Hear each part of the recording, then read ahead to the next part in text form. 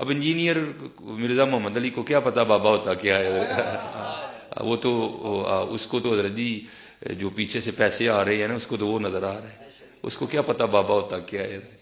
بابا اپنے زمانے میں ایک زمانہ ہوتا ہے، بابا اپنے جہاں میں ایک جہاں ہوتا ہے، اس کا وکھری ایک جہاں ہوتا ہے، یہ اس کو نہیں پتا اور نہ اس کی باتوں میں آنا ہے انشاءاللہ۔ میرا ارادہ بن رہا ہے کیونکہ اب وہ ہمارے بابوں کی طرف آ رہا ہے اور ہم نہیں اپنے بابوں کی برداشت کر سکتے، اس لیے اس کی بات بھی نہ سنا کرو حضرت، وہ بھی دل میں شک ڈال دے گی حضرت۔ اور انشاءاللہ بس میں توفیق مانگ رہا ہوں اپنے اللہ سے، بڑی جلدی میں نے انشاءاللہ اس کا رد شروع کرنا ہے۔ ایویں بکواس کر رہا ہے اپنے کمرے میں بیٹھ، اب تو پتہ نہیں کیا ہو رہا ہے۔ نہیں جی اسی تے انج مننا ہے، او بھائی انج نہ من جویں وڈیاں نے منے، تو بھی انج ہی من یار، یہ نہ کھیل کھیلنا یار، اپنے چاء اور لاڈ میں اس طرح نہ کر، یہ تیرا چاء لاڈ غلط ہے، تو بھائی اس طرح ہی من جویں انہوں نے منیا یار، نہ کر، نہ امت نو پاڑ، خدا دا واسطہ جی نہ کرو اس طرح، نہ کرو اس طرح حضرت۔ اور میں بزرگ بیٹھی ہیں، خدا کا واسطہ اپنی سٹیجوں کے رنگ بدلو یار، خدا کا نام لو یار، کیا کرنے نکلے ہو تم؟ میں آپ سب سے بٹھا دوں ایسوں کو نیچے، تھلے بیٹھ، سانو نہ سنا ہے، ہاں سانو وہ سنا جڑی وڈیاں نے لکھی ہے، سانو نہ سنا ہے، نہ اسی تیری سننی، تو اپنا نواں کول ہی رکھ، سانو نہ اپنا نواں دے تو کوئی، ہاں یہ بدلو بھائی اپنی سٹیجوں کا رنگ، یہ بالکل یہ غلط ہو رہا ہے سارا۔ اب پانی سر کے اوپر سے گزر رہا ہے ادھر، ہر دوسرے دن کو الو کا پٹھا اٹھتا ہے اور نئی بکواس شروع کر دیتا ہے بھائی، یہ تو آج تک کسی کو نہیں سوجا، جو نئی بات ہی ہم نے سن لی۔ اللهم صل على محمد وعلى آل محمد كما صليت على إبراهيم وعلى آل إبراهيم إنك حميد مجيد اللهم بارك على محمد وعلى آل محمد كما باركت على إبراهيم وعلى آل إبراهيم إنك حميد مجيد۔ مرنے سے پہلے اے مسلمان کر لے اس پہ غور، کتابوں کا خدا اور ہے، بابوں کا خدا اور۔ میرے بھائیو، یہ جو ہم نے بڑا سافٹ سا سلوگن دیا ہے جس کے اندر قیامت چھپی ہوئی ہے،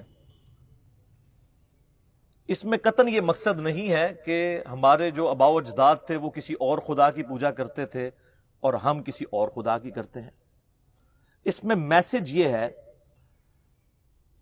کہ ہمارے آباء و اجداد نے، ہمارے بزرگوں نے اکثر اوقات ہمیں اس رب کا تعارف کروایا جس رب کی کوالٹیز ان چیزوں سے بالکل مختلف تھیں جو علم وحی کے ذریعے اللہ نے اپنے محبوب امام کائنات سید الاولین والآخرین شفیع المذنبین رحمت للعالمین سیدنا و مولانا امام اعظم محمد رسول اللہ صلی اللہ علیہ وآلہ وسلم کے ذریعے، کتاب اللہ اور سنت کے ذریعے ہمیں اپنا تعارف کروایا۔ یہ بالکل الگ ہے، ورنہ خدا تو سب کا ایک ہے۔ ہم مسلمان اسے اللہ کہتے ہیں، کوئی اسے بھگوان کہتا ہے، کوئی اسے خدا کہتا ہے، کوئی گاڈ کہتا ہے، اور کوئی سپریم بینگ یا سپر نیچرل ایجنسی کہتا ہے۔ اللہ سب کا ایک ہی ہے، الہ سب کا ایک ہی ہے۔ تو سنیں میرے بھائیوں، پہلی مثال، آپ نے اکثر بزرگوں کے بارے میں سنا ہے کہ جی روزانہ ایک قرآن پڑھتے تھے۔ کوئی آگے جاتا ہے وہ کہتا ہے جی رات کو کھڑے ہوتے تھے، ایک ٹانگ پہ ایک قرآن پڑھتے تھے، دوسری ٹانگ پہ کھڑے ہو کے دوسرا قرآن۔ جس نے تھوڑی لمبی چھوڑنی ہوتی ہے وہ کہتے ہیں جی 3 قرآن روز کے۔ 8 قرآن والا ورژن بھی ہے۔ سر فضائل اعمال اٹھائیں، یہ میں یعنی کوئی زبانی کلامی باتیں نہیں کر رہا ہوں، یہ وہ ٹیکسٹ بک ہے جس کے بارے میں دعویٰ کیا جاتا ہے قرآن کے بعد سب سے زیادہ دنیا میں پڑھی جانے والی کتاب ہے فضائل اعمال۔ میں تبلیغی جماعت سے بڑی محبت کرتا ہوں، آپ کو پتہ ہے، جہاں پہ علمی اختلاف ہے میں ضرور ریکارڈ کراؤں گا۔ مولانا طارق جمیل صاحب حفظہ اللہ تعالیٰ کے سامنے بھی سارا مقدمہ رکھا ہے، اور آپ کو پتہ ہے تبدیلی تو آئی ہے نا، پھر کلپ دیکھا ہے آپ نے، تبدیلی آ گئی ہے، وہ بھی مانتے ہیں، لیکن ان بیچاروں کا جتنا زور چلتا ہے اتنی بات کر سکتے ہیں۔ تو یہ فضائل اعمال میں لکھا ہوا ہے میرے بھائی کہ ایک بزرگ تھے روزانہ ایک قرآن پڑھتے تھے، ایک اور بزرگ کا لکھا ساتھ کہ وہ 3 قرآن روزانہ پڑھتے تھے، پھر آگے کہتے ہیں 8 قرآن بھی روزانہ پڑھتے تھے، اور پھر لکھا کہ امام ابو حنیفہ رحمہ اللہ تعالی رمضان شریف میں 61 قرآن پڑھتے تھے۔ 61 کی گنتی وہ کہتے ہیں ایک قرآن دن میں ایک رات میں، کتنے ہو گئے؟ 60، اور ایک تراویح بھی۔ ہاں جی ایک 8 دفعہ تاک کرنا تھا نا انہوں نے. اب یہ لانا بات ہے جب 29 روزے ہوتے ہوں گے پھر کیا کرتے ہوں گے.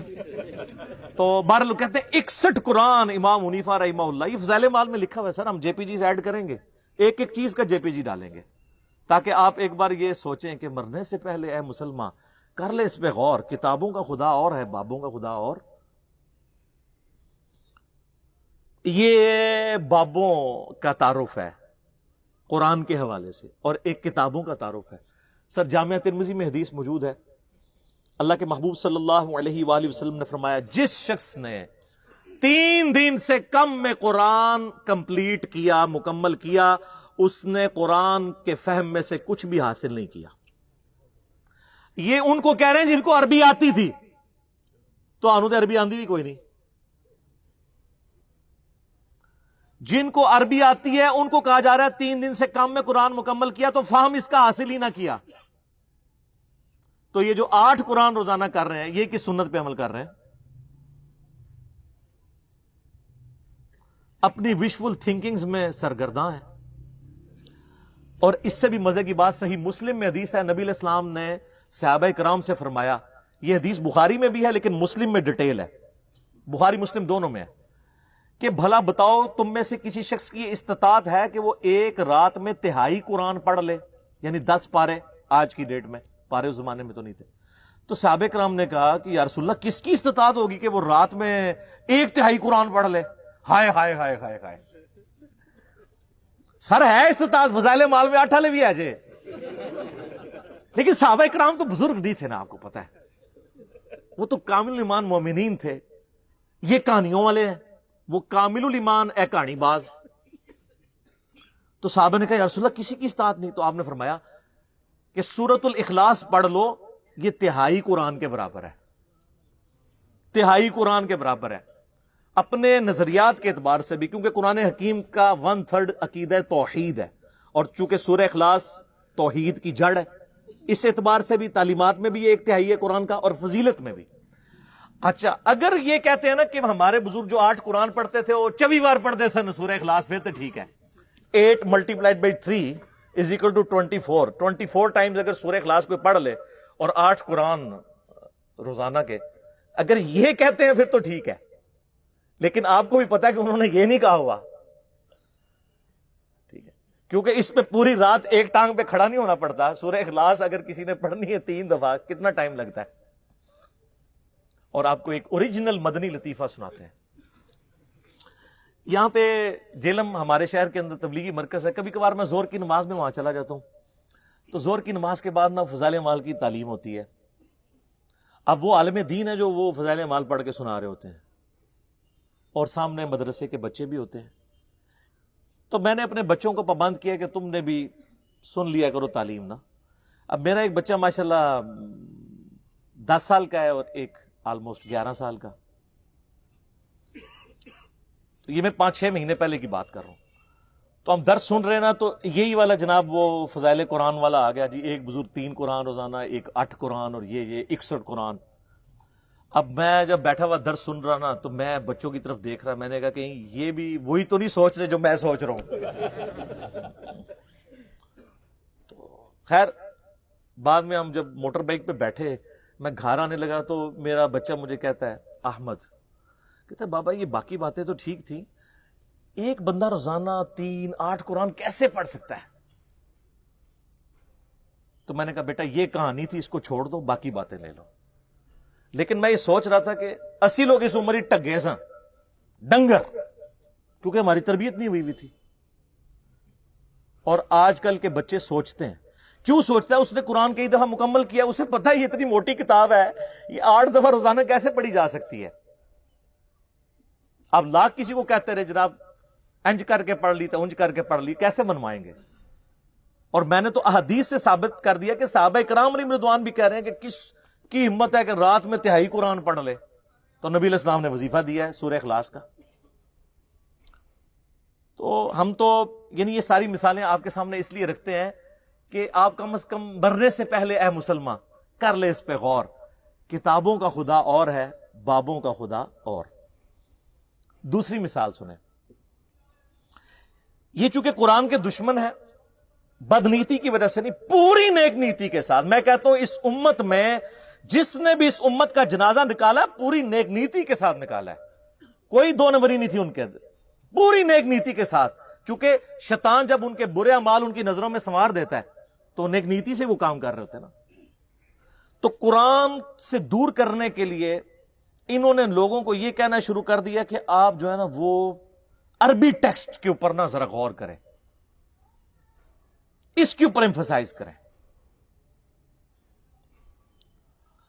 اور اس کے لیے پھر انہوں نے کئی ایک ہیلے بہانے گڑے. ایک تو موٹا سا جملہ، یہ قرآن حدیث ڈائریکٹ نہیں پڑھنا گمراہ ہو جاؤ گے، یہ تو آپ نے اکثر سنا ہے.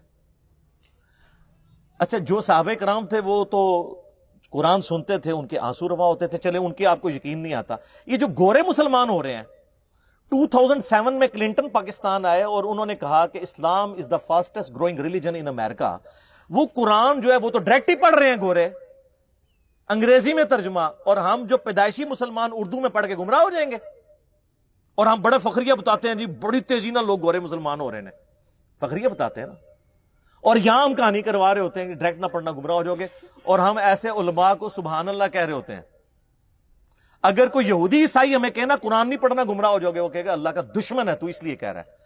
اور یہ جو یہودی مسلمان نما یہودی گھسے ہوئے ہیں ہماری صفوں کے اندر، یہ آپ کو کہتے ہیں آپ کو کوئی پرواہ نہیں ہے. قرآن تو بار بار کہہ رہا ہے ہدی للناس، سورۃ البقرہ میں ہے ہدی للناس وبینات من الہدی والفرقان. یہ پوری انسانیت کے لیے ہدایت ہے، اور اس میں ہدایت کے روشن دلائل ہیں، اور یہ حق اور باطل میں تمیز کرنے والی کتاب ہے. لیکن نہیں، سورۃ القمر میں 4 دفعہ آیا وَلَقَدْ يَسَّرْنَا الْقُرْآنَ لِلذِّكْرِ فَهَلْ مِن مُدَّكِرٍ. قرآن نصیحت کے لیے ہم نے آسان کر دیا ہے کوئی نصیحت حاصل کرنے والا؟ نصیحت کے لیے. باقی اس کے سائنٹیفک فیکٹس پہ جائیں تو سر مولویوں تو سائنس آمدی بھی نہیں، سائنس دے سپیلنگ بھی نہیں آمدے. قرآن کا مقصد بھی نصیحت ہے، باقی تو آپ کا انٹرسٹ ہے جتنا مرضی. نصیحت کے لیے آسان ہے. لیکن وہ فضائل اعمال میں لکھا ہوا سر کہ جی قرآن کی تفسیر کے لیے 15 علوم چاہیے. یہ آپ کو دور کر رہے ہیں قرآن سے غیر محسوس طریقے. اور انہوں نے کہا کہ جی 14 کے تو نام گنوائے، انہوں نے کہا 14 تو آپ حاصل کر لیں گے، 15واں جو ہے وحبی ہے. وحبی کہتے ہیں جو گاڈ گفٹڈ ہو، وہ خاص لوگوں کو ہی ملتا ہے. تاکہ آپ 14 حاصل بھی کریں، کہیں گے 15واں تو کوئی نہیں نا، وہ تو وحبی ہے. وحبی نہیں وحبی. کتنی دشمنی اس پہ تر رہا یہ کہ پھر باقاعدہ ایک خواب لکھا کہ امام احمد، یہ فضائل اعمال میں سر لکھا ہوا ہے کہ امام احمد بن حنبل رحمۃ اللہ علیہ نے خواب میں اللہ کی زیارت کی. جھوٹ. بازید بستامی کے بارے میں کشف المحجوب میں لکھا ہے کہ انہوں نے اللہ کی زیارت کی ڈائریکٹ. اور تذکرۃ الاولیاء میں لکھا ہے معراج کی رات انہوں نے بھی معراج کی اور اللہ کو ڈائریکٹ دیکھا. ادھر تھوڑی شرم آئی، انہوں نے ایک سٹیپ نیچے لیا ہے، خواب میں دیکھا. سر یہ خواب والا پیکج موسیٰ علیہ السلام کو آفر کیوں نہیں ہوا تھا؟ سورۃ الاعراف کی آیت نمبر 143 ہے. حضرت موسیٰ علیہ السلام اللہ کے لاڈلے ترین 5 پیغمبروں میں سے ہیں، اولو العزم پیغمبروں میں سے ایک. کہہ رہے ہیں یا اللہ تجھے دیکھنا چاہتا ہوں. اللہ نے فرمایا تو نہیں مجھے دیکھ سکتا، بلکہ پہاڑ کی طرف دیکھ، اگر یہ قائم رہا تو سمجھ لینا تو بھی دیکھ سکتا ہے. اور وہ جل کر راکھ ہو گیا پہاڑ، اور موسیٰ علیہ السلام انڈائریکٹلی اس کے ایفیکٹ کی وجہ سے بے ہوش ہو گئے. لن ترانی، تو مجھے نہیں دیکھ سکتا. تو اللہ تعالیٰ کہہ سکتا تھا کہ بعد میں نے احمد بن حنبل کو خواب میں زیارت کرانی ہے، تو موسیٰ پھر خواب والا پیکج، میں کہتا ہوں آج بھی کہتا ہوں موسیٰ علیہ السلام کو خواب والا پیکج آفر ہوتا نا وہ لے لیتے. ہمارے محبوب صلی اللہ علیہ وآلہ وسلم کو خواب میں زیارت ہوئی ہے، جامعہ ترمذی میں حدیث ہے، بڑی لمبی حدیث ہے، جس میں وہ نبی علیہ السلام کی دعا ہے اللہم انی اسألک فعل الخیرات وترک المنکرات. میں نے کئی دفعہ بیان کی ہے، مشکات میں اس کا انٹرنیشنل نمبر ہے 748 جامعہ ترمذی کے حوالے سے. یہ پروٹوکول کسی کا نہیں ہمارے محبوب صلی اللہ علیہ وآلہ وسلم کے سوا. تو کہتے ہیں جی احمد بن حنبل نے خواب میں اللہ کو دیکھا تو اللہ تعالیٰ سے کہا یا اللہ میں تیرا قرب حاصل کرنا چاہتا ہوں، تو اس کے لیے سب سے بہترین ذریعہ کیا ہے؟ تو اللہ نے فرمایا میرا کلام. بالکل ٹھیک ہے، ہم بھی یہی کہتے ہیں، لیکن اگے کہانی شروع ہونے لگی ہے. تو احمد بن حنبل نے کہا کہ یا اللہ سمجھ کے یا بغیر سمجھ کے. ہائے ہائے، احمد بن حنبل پہ رہا انہوں نے باقاعدہ ہماری ٹریننگ کی تھی اسی کہ کل اسی کہانی کرانی ہے، کل ہم نے کہانی کرانی ہے، آپ ذرا یہ بھی پوچھ لے. یہ لکھا ہوا ہے بھائی، اور پوچھنے کس سے؟ اللہ سے، جس نے سمجھ کے لیے پیغمبر بھیجا ساتھ، سب کچھ سمجھایا۔ وہ اس اللہ سے کسی کی جرت ہے یہ پوچھ لے کہ سمجھ کے کہ بغیر سمجھ کے؟ تو اللہ نے جواب دیا، خواہ سمجھ کے خواہ بغیر سمجھ کے، استغفر اللہ واتوب الیہ۔ میں کہتا ہوں جی اس جھوٹے پر اللہ کی لعنت جس نے یہ خواب گھاڑ کر امام احمد بن حنبل کی طرف منسوب کیا۔ اور احمد بن حنبل کو تو یہ سمجھ بغیر سمجھ کہنے کی ضرورت نہیں تھی، ان کو ویسے ہی عربی آتی تھی کہانی۔ اور اسے کہ احمد بن حنبل جو پنجابی، پٹھان، سندھی یا بلوچ سن۔ یہ ہے جناب بابوں نے جو آپ کو تعارف کروایا۔ اور سر آپ کتاب اللہ کھولیں تو سورہ صاد کی آیت نمبر 29 ہے، کتاب انزلناہ الیک مبارک۔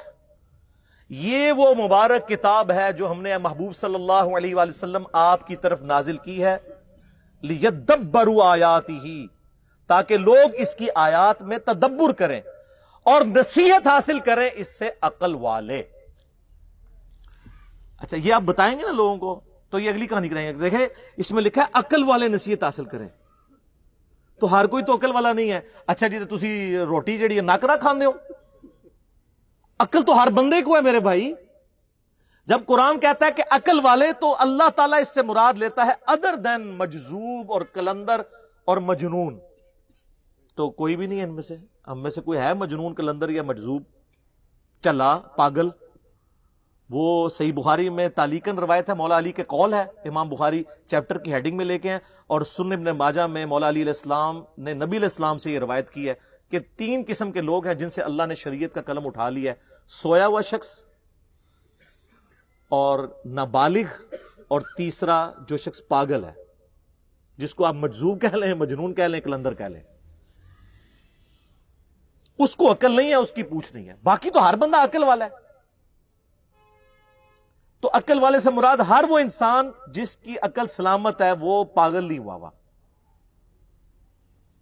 اور جو اپنی عقل کے ہوتے ہوئے اپنی عقل کو استعمال نہ کرے تو اس کو اللہ تعالیٰ نے قرآن میں کہا ہے یہ جانور سے بھی بدتر ہے۔ جی سورۃ الاعراف آیت نمبر 179، وَلَقَدْ ذَرَأْنَا لِجَهَنَّمَ كَثِيرًا مِّنَ الْجِنِّ وَالْإِنسِ، ہم نے جنوں اور انسانوں کی اکثریت پیدا اس لیے کی ہے کہ الٹیمیٹلی انہوں نے دوزخ میں ہی جانا ہے، وَلِعَوْذُ بِاللَّهِ تَعَالَى۔ اللہم اجرنا من النار، اللہم اجرنا من النار، اللہم اجرنا من النار، آمین۔ پھر اللہ تعالیٰ ساتھ ہی فرماتا ہے ہم نے انہیں عقل دی تھی یہ سوچتے نہیں، ان کو کان دیے تھے یہ سنتے نہیں، ان کو آنکھیں دی تھی یہ دیکھتے نہیں۔ عبرت والا دیکھنا، اولئک کالانعام بل ہم اضل، یہ جانوروں کی مانند ہیں بلکہ ان سے بھی گئے گزرے ہیں، جو اپنی عقل کو، کانوں اور آنکھوں کو استعمال کر کے حق بات تک پہنچنے کی کوشش نہیں کرتے۔ تو قرآن تو اس لیے نازل ہوا تھا، سمجھ کے پڑھو یا بغیر سمجھ کے، کڈی وڈی کہانی کرائی ہے، اور یہ فضائل اعمال شریف میں لکھی ہوئی ہے۔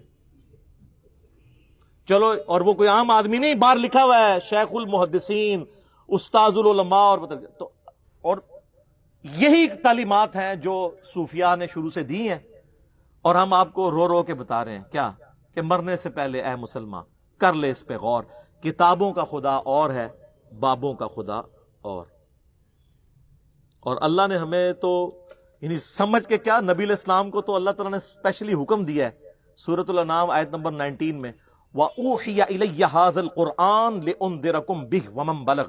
اے نبی علیہ السلام فرما دیجئے قرآن اللہ نے مجھے اس لیے وحی کیا ہے تاکہ اس کے ذریعے میں تمہیں بھی ڈر سناؤں آخرت کا، اور جس تک اس کی دعوت پہنچ جائے اسی کتاب کے ذریعے ہدایت دے لوگوں کو۔ فضائل اعمال فضان سنت یا کسی مولوی کی لکھی ہوئی کتاب سے نہیں، اللہ کی کتاب سے۔ پھر سورہ قاف کی آخری آیت ہے 45 نمبر، فذکر بالقرآن من یخاف وعید۔ اے نبی علیہ السلام اس قرآن کے ذریعے آپ لوگوں کو ڈر سنائیں آخرت کا، ہر اس شخص کو جو اللہ کی دھمکی سے ڈر جائے۔ تو سر پھر ہم کیوں نہ کہیں کہ کتابوں کا دین اور ہے اور بابوں کا دین اور۔ تیسری مثال، آپ نے اکثر بریلوی اور دیوبندی بزرگان دین سے اور علماء کرام سے، میں بزرگان بے دین اور علماء کرائم کی بات نہیں کر رہا، بزرگان دین اور علماء کرام سے یہ اکثر سنا ہوگا کہ جی بزرگ روحانی طور پر دیکھے گئے ہیں، جی ہوتے ادھر ہیں، کبھی مدینہ شریف حاضری میں پہنچے ہوتے ہیں، کبھی وہ مکہ شریف پہنچے ہوتے ہیں، نماز میں غیر حاضر ہوں تو وہ کہتے ہیں جی نماز روحانی طور پہ وہاں ادا کی. اور یہ سب جگہ کہاں رہی ہیں؟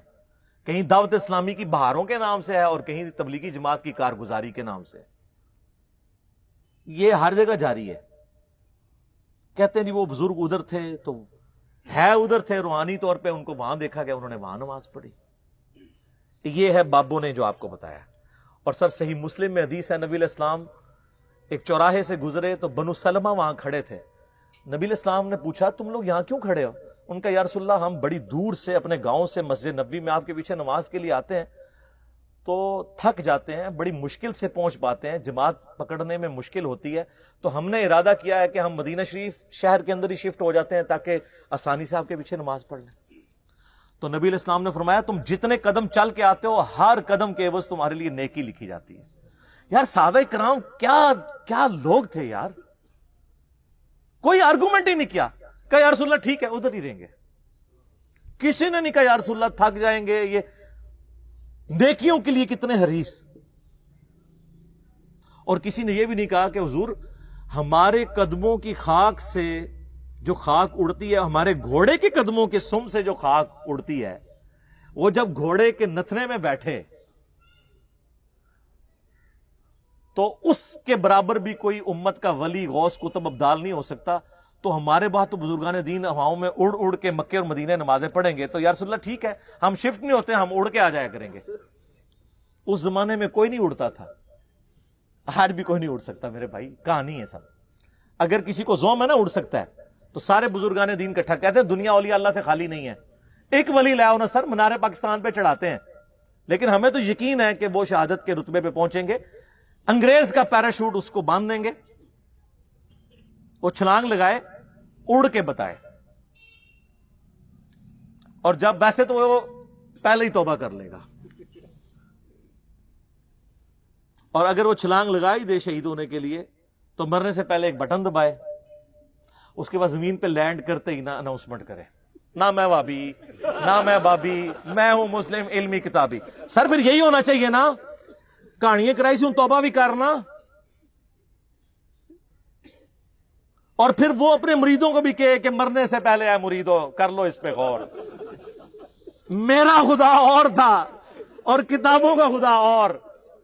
اب میں کتابوں کے خدا کو ماننا شروع ہو گیا ہوں.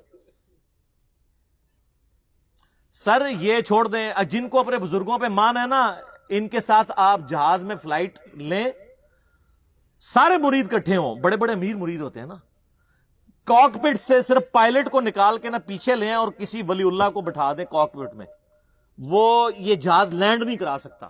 اڑنا تو بڑی دور کی بات ہے، اس دنیا میں نہیں لینڈ کرے گا، آخرت کی زندگی میں. لیکن فائدہ کوئی نہیں نا سر، لینڈ ہوئے گا انشاءاللہ. ظاہر لینڈ تو انہیں کرنا ہے جو فیول مکنا ہے. وہ لادہ بات ہے کہ آپ لوگ جو ہے وہ پھونک مار کے بغیر پیٹرول کے گاڑیاں چلاتے ہیں، لیکن جہاز نہیں اڑتا بغیر پیٹرول دے. سب کہانیاں اتنی کہانی ہے. اور لوگ صاحب وہ جی جناب نکاح ماری لوہے محفوظ پڑھ لیا، تھلے ویکھیا 7 زمینہ کراس، تیل بھی کراس. وہ سر ایڈمن نے دریافت کیتا آ کے 200-250 سال پہلے پینسلوینیا. تو کیا کرتے رہے ہیں؟ تیل کیوں کراس؟ ہر بزرگ کو ہی تیل کراس ہو گیا. سر نہیں، دنیا بقدر ایفرٹ ہے، جو ایفرٹ پٹ کرے گا اسے رزلٹ ملے گا. وہ تخت بلقیس والا آپ میرا کلپ دیکھ لیں تو باقی چیزیں میں نہیں بیان کرتا. سیکنڈ لاسٹ مثال، چوتھی، آپ کو پتا یہ بڑی مشہور حدیث ہے بخاری اور مسلم دونوں میں، سیدنا اسامہ ابن زید سے متعلق. ایک جنگ کے دوران کافر سے مڑ بھیڑ کے دوران جب وہ کافر ان کی تلوار کے نیچے آیا تو اس نے کلمہ پڑھ دیا، لیکن انہوں نے پھر بھی اسے قتل کر دیا.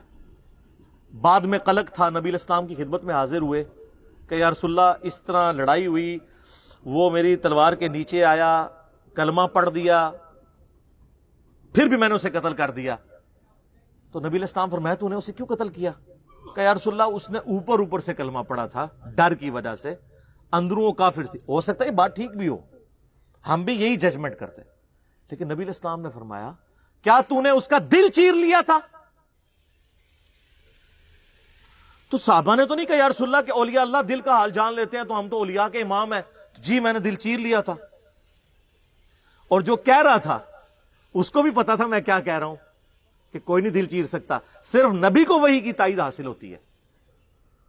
پھر آپ نے فرمایا اسامہ تو کیا کرے گا جب قیامت والے دن وہ کلمہ پڑھتا ہوا اللہ کے حضور تیرے خلاف مقدمہ قائم کرے گا، اسامہ تو کیا کرے گا، اسامہ تو کیا کرے گا، اسامہ تو کیا کرے گا۔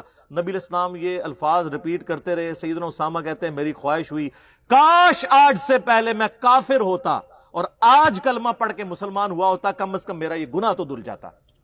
ہوئے ہوئے، اسامہ ابن زید عام بندہ نہیں۔ صحیح بخاری میں حدیث ہے کہ نبی علیہ السلام زانوں پہ ایک طرف حسن ابن علی کو بٹھاتے تھے تو دوسرے طرف اسامہ ابن زید کو، حضور کے بچوں کی مانند، پوتا حضور کا صلی اللہ علیہ وآلہ وسلم۔ بڑے بڑے صحابہ غصے کی حالت میں نبی علیہ السلام کو اپروچ نہیں کرتے تھے تو اسامہ ابن زید سے سفارش کرواتے تھے۔ وہ جو بخاری مسلم میں حدیث ہے جب فاطمہ نامی عورت کی چوری کا مقدمہ آیا اور نبی علیہ السلام کو سفارش کی گئی، وہ بھی اسامہ کے ذریعے کی گئی تھی، لیکن حضور نے ادھر بھی لحاظ نہیں کیا۔ آپ نے فرمایا تم لوگ مجھے سفارشیں کرواتے ہو، اللہ کی قسم تم سے اگلے لوگ اس لیے تباہ و برباد ہوئے، ان کے اشرافیہ کے لیے الگ قانون ہوتے تھے اور عام لوگوں کے لیے الگ۔ اللہ کی قسم اگر میری بیٹی فاطمہ بھی چوری کرتی میں اس کے بھی ہاتھ کٹوا دیتا، مجھے اپروچ کرتے ہو تم۔ یہ ہے اسامہ ابن زید۔ اور آپ ذرا مجھے بتائیں جو کہتے ہیں جی بزرگ دلوں کے حال جان لیتے ہیں، کہتے ہیں آپ رائے ونڈ چلے جائیں، آپ ملتان شریف چلے جائیں، کسی بھی شریف جگہ پہ چلے جائیں تو مرید وہ ڈر ڈر کے بیٹھے ہوتے ہیں جی بزرگ دل کا حال جان لیتے ہیں۔ میں نے کہا نا، پرانیاں گلاں، پرانے فرقے، پرانے بزرگ، ہوں تو انہاں دی برسیاں بھی ہو چکی ہیں نا، 1000 سالہ برسیاں، جو جتنا پرانا ہے وہ اتنی برسی ہو چکی ہے۔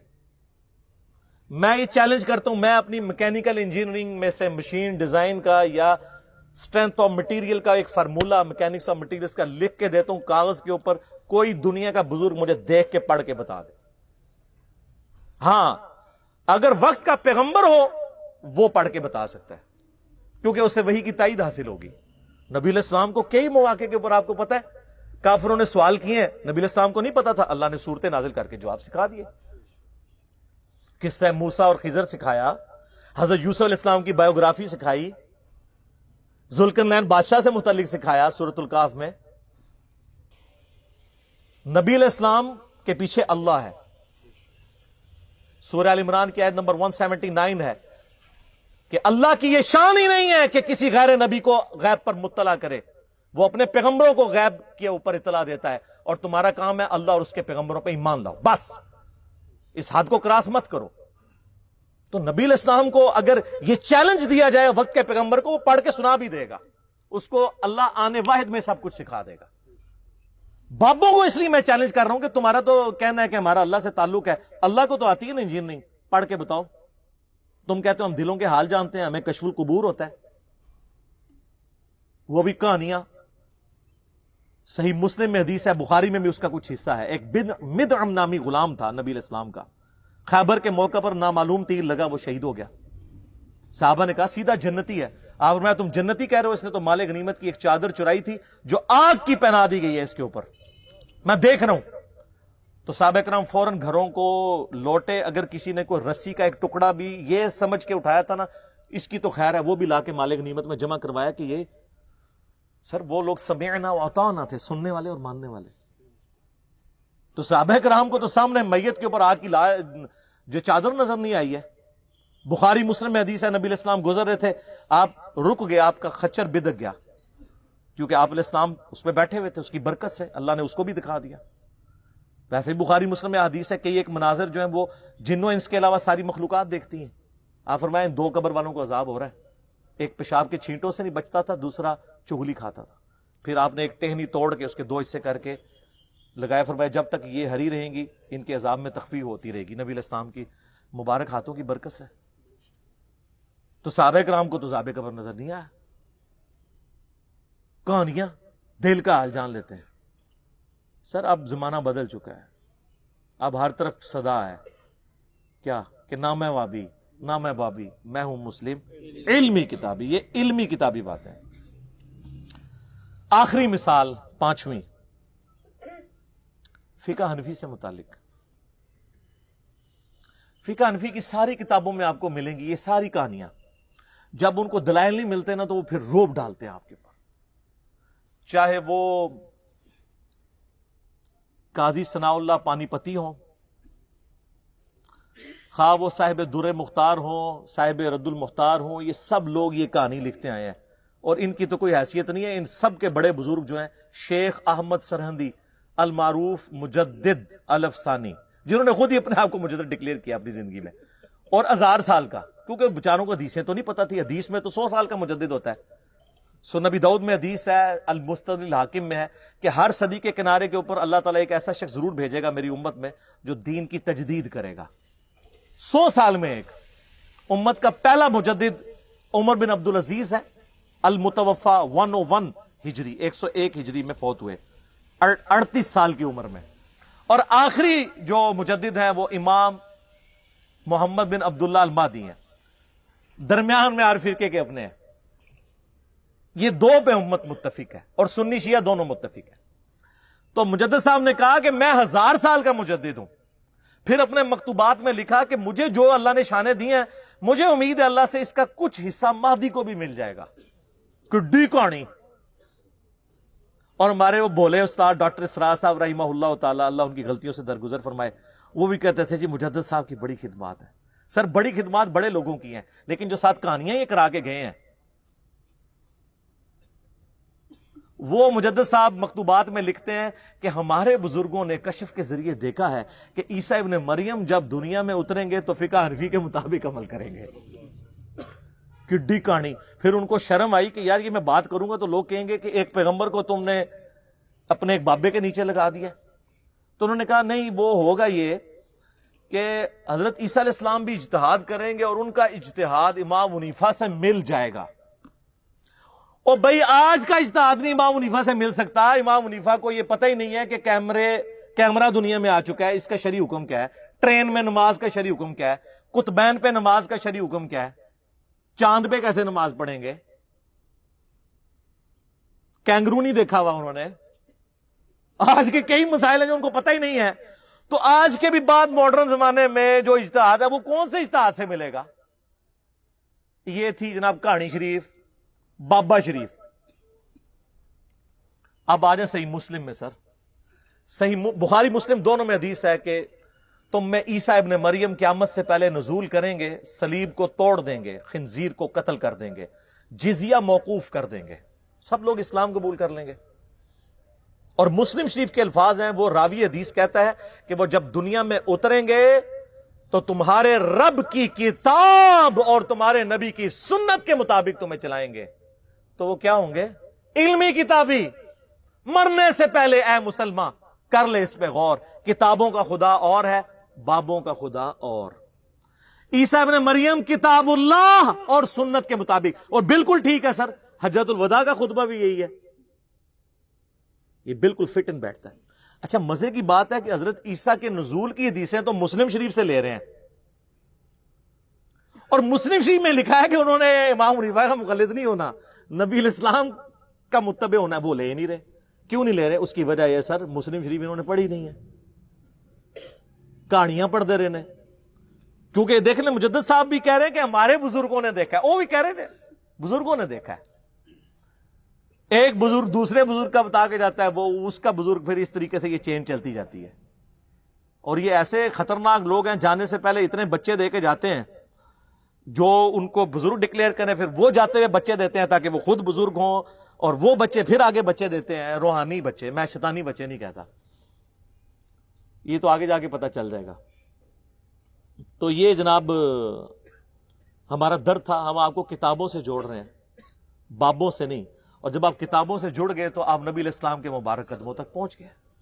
اصل مقصد تو یہ ہے، اس کو امام مانو جسے اللہ نے آپ کا اور میرا امام بنایا. ما ضل صاحبکم وما غوا. تمہارے نبی نہ کبھی بہکے ہیں نہ کبھی بے راہ چلے. آپ کے بزرگ تو سب سے بڑے بزرگ شیخ عبد القادر جیلانی کی طرف منسوب واقعہ سارے سناتے ہیں نا ہمیں، کہ یہ ایک دفعہ شیطان نورانی شکل میں سامنے آیا اور کہا کہ اے عبد القادر میں تیرا رب ہوں، آج کے بعد تجھے نمازیں معاف. تو انہوں نے کہا لا حول ولا قوت الا باللہ.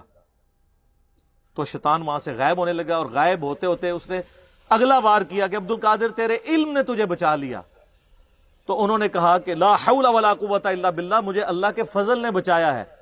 تو اس نے کہا کہ میں نے تیرے اس لیول پہ پہنچے ہوئے 70 غوث دوزخ تک پہنچا دیے اس تکبر کی وجہ سے، تجھے تیرے علم نے بچایا۔ تو انہوں نے کہا لا حول ولا قوت الا باللہ، مجھے اللہ کے فضل نے بچایا۔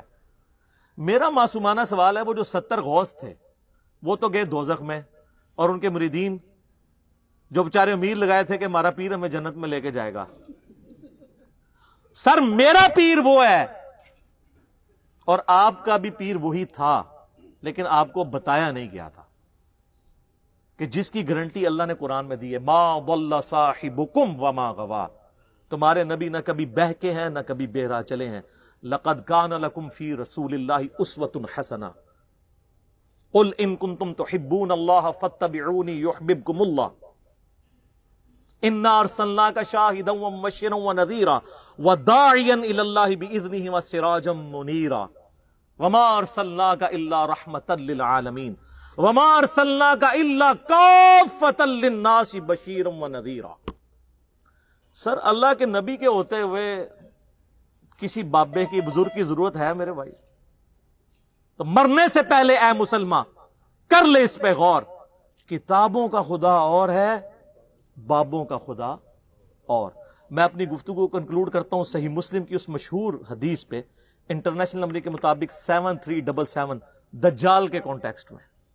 نبی علیہ السلام فرماتے ہیں دجال کا ظہور ہوگا نا تو ایک مومن اٹھے گا، وہ کہے گا کدھر ہے دجال، مجھے ملاقات کرواؤ۔ تو اس کے جو حواری ہیں دجال کے، وہ کہیں گے نہیں ڈائریکٹ نہیں تمہیں ملاقات کرنے دیں گے، ظاہر ہے پیر صاحب سے کون ڈائریکٹ مل سکتا ہے۔ وہ کہے گا نہیں، تمہارے پیر نے کہا ہوا ہے کہ جو بھی اس طرح آئے نیا بندہ اس کو میرے ساتھ ملاقات کرواؤ، تو مجھے لے جاؤ اس کے پاس۔ وہ کہیں گے ہم تجھے ماریں گے، وہ کہتے ہیں مار لینا یار، لیکن دجال نے کہا ہوا ہے کہ جب کسی کو مارنا ہو تو میرے سے پہلے ملاقات کرانا، تو اس کو لے جائیں گے۔ جب لے کے جائیں گے وہ کہے گا تو دجال ہے، لیکن اس کے ماتھے پہ لکھا ہوگا کاف الف فا را، کافر، لیکن لکھا ہوگا وہ ایبریویشن میں۔ تو آپ جیسے لوگ جو ہے نا، آپ سے مراد بابوں والے، وہ کاف سے کشف، الف سے الہام، فا سے فیض اور را سے روحانیت پڑھ لیں گے۔ ہم پھر بھی چیخ چیخ کے کہیں گے ایک کافر لکھا ہے، وہ کہیں گے نہیں کاف کشف، الف سے الہام اور فا سے فیض اور را سے روحانیت۔ مرنے سے پہلے اے مسلمان کر لے اس پہ غور، کتابوں کا خدا اور ہے، بابوں کا خدا اور۔ تو صحیح مسلم کی اس حدیث میں آگے پھر آتا ہے کہ وہ شیخ کے پاس لے جائیں گے اسے، دجال کے پاس، تو وہ مومن کہے گا تو مسیح دجال ہے۔ وہ کہے گا میں رب ہوں تیرا، دیکھ میں بارش برسا رہا ہوں، میں سبزہ اگا رہا ہوں۔ وہ کہے گا میرے نبی کی حدیث مجھے پہنچی ہے، تو دجال ہے۔ تو سر یہ مومن کون ہوگا؟ علمی کتابی۔ وہ کہے گا میں تیرے 2 ٹکڑے کروں گا، اور وہ 2 ٹکڑے کر کے ان میں چلے گا، پھر ٹکڑوں کو حکم دے کے پھر زندہ کر لے گا۔ جب وہ زندہ کرے گا کہے گا اب تو مان لے میں نے تجھے مردہ کر کے زندہ کیا، میں تیرا رب ہوں۔ وہ کہے گا تیرے اس عمل نے میرے ایمان میں اضافہ کیا ہے، تو واقعی دجال ہے، اور اب تو میرے قتل پر قادر بھی نہیں ہوگا۔ اور نبی اسلام فرماتے ہیں جب اسے قتل کرنے لگے گا تو اس کی گردن جو ہے وہ تانبے کی ہو جائے گی، وہ اس کے اوپر قدرت نہیں پائے گا، تو اسے اٹھا کے وہ آگ میں پھینک دے گا، لیکن وہ اصل میں جا کے جنت میں گرے گا، یعنی اللہ کے پاس پہنچ جائے گا۔ اور نبی علیہ السلام فرماتے ہیں کہ وہ اس زمانے کا سب سے بہترین شہید ہوگا۔ جو المستدل حاکم میں حدیث ہے، سید الشہداء حمزہ ابن عبد المطلب ہیں، اور ہر وہ شخص سید الشہداء ہے جو جابر حکمران کے سامنے کلمہ حق بلند کرے۔ اسی لیے ہم امام حسین رضی اللہ تعالیٰ عنہ علیہ السلام کو سید الشہداء کہتے ہیں، اور وہ مومن بھی سید الشہداء ہوگا۔ تو سر ہم پھر بار بار کہہ رہے ہیں کہ مرنے سے پہلے اے مسلمان کر لے اس پہ غور، کتابوں کا خدا اور ہے، بابوں کا خدا اور۔ سورہ یوسف پڑھیں، حضرت یوسف علیہ السلام جو اپنے جیل کے ساتھیوں کو ترغیب دلاتے ہیں وہ یہی ہے کہ اے میرے جیل کے ساتھیوں، یہ چند نام ہیں جو تم نے رکھ لیے ہیں، اللہ نے ان کی کوئی سند نازل نہیں کی ہوئی ہے، آپ نے بھی نام رکھ لیے۔ یہ کہتے ہیں نا جی وہ اللہ چاہے تو بزرگ کر سکتے ہیں. یہ اللہ کا چاہنا آپ نے اور آپ کے بابوں نے ڈیسائیڈ کرنا ہے. یہ سب آپ نے کہانیاں بنائی ہیں. اللہ تعالیٰ نے قرآن حکیم میں بارہا یہ بات کی ہے, وَلَا تَقُولُوا عَلَى اللَّهِ إِلَّا الْحَقِّ, مت کہو اللہ کے بارے میں کوئی بات ایسی سوائے اس کے جو حق پر مبنی ہو. ہم کہتے ہیں بابے آپ کے کیا کر رہے ہیں, وہ کہتے ہیں جی کعبے میں بھی کرین گر گئی تھی. تو سر اللہ نے کب کہا ہے کہ آپ بسم اللہ پڑھ کے ساکٹ میں 2 انگلیاں دے دو تو بچ جاؤ گے؟ اللہ نے تو بقدر ایفرٹ چھوڑا ہے آپ کو. یہ آپ کے بابوں کا دعویٰ تھا کہ دنیا کا نظام چلا رہے ہیں. اللہ نے تو حسین ابن علی کو بھی مظلومانہ شہید ہوتے دیکھا ہے.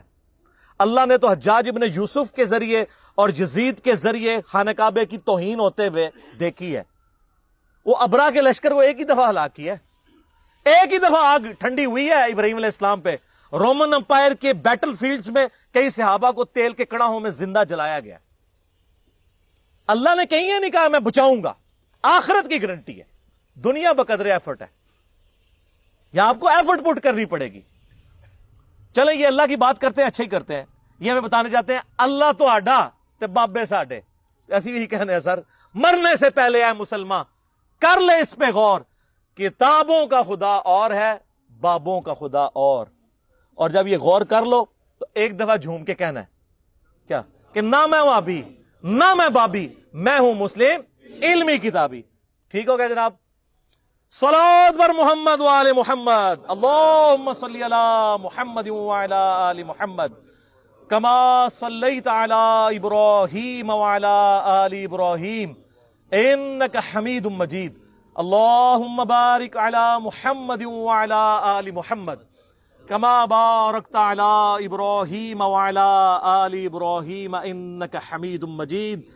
سبحانک اللہم وبحمدک اشہد ان لا الہ الا انت استغفرک واتوب الیک وما علینا الا البلاغ المبین.